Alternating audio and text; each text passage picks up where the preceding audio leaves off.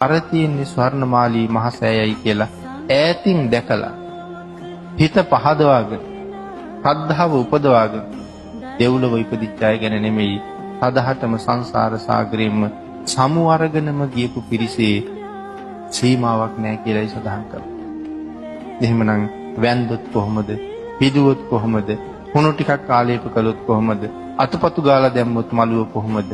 ඒ තරම් ආනිසංසයක් තව කොහෙන් ලබන්නද කියන කාරණාව අපිට හිතන්න මෙතන ඉතුරු කරලා තියෙනවා අපේ ප්‍රඥාව මෙහෙවල. ඒ තරම් අප්‍රමාණ ආනිසංස සහිත මේ මහා පූජා වස්තුන් භාග්‍යතුන් වහන්සේගේ අනන්ත අප්‍රමාණ කරුණාව හින්දාම අපිට බුදුරජාණන් වහන්සේ දානය කළා. ඒ නිසාම සඳහන් කළා බුදුරජාණන් වහන්සේ කෙරෙහි යම් කෙනෙකුට ඇහි පිල්ලම් ගහන මාත්‍රයක් ප්‍රීතියක් ඇති වුණොත් ඒ ප්‍රීතියෙන් ලැබෙන ඵලය කෙනෙක් භාවනා කරලා කසින භාවනාව මුදුන්පත් කරලා කොයි තරම් මේ භාවනාව දියුණු වෙලාද මුළු ජම්බුද්වීපයම තමන්ගේ මූණ ඉස්සරහ තියනවා වාගේ පේනවා.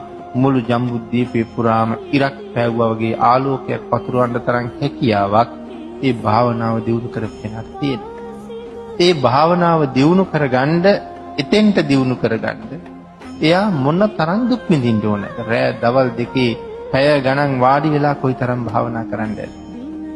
සඳහන් කරනවා ඊට වඩා